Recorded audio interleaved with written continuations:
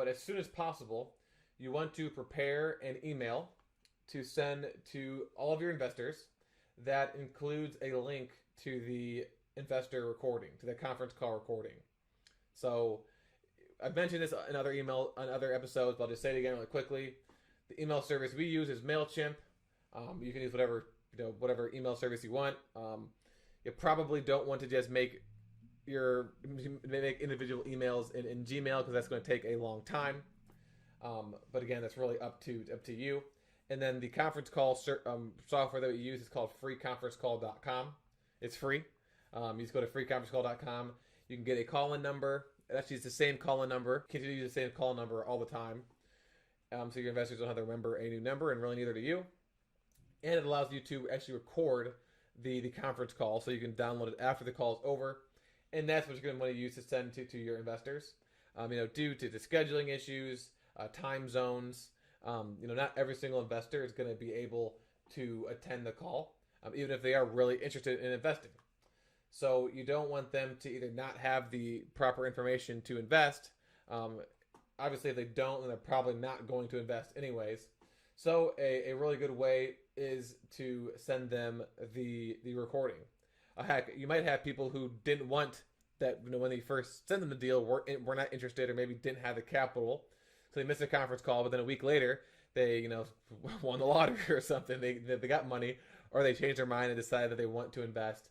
Well, now they can go back and listen to that recording rather than sending you all 30 of those Q&As plus maybe even more questions because they don't really have access to anything but the investment summary.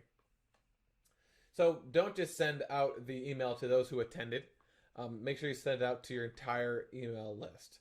That way you're hitting all the people who couldn't make it because of either scheduling issues and they are interested, or were interested but now are interested or might be interested in the future. Also in that email, you might want to go ahead and recap some of the main highlights from your initial email that you sent out in step number 2. So you remember in the initial email to your investor database, you included a link to your investment summary and then provided 3 to 5 main selling points of the deal.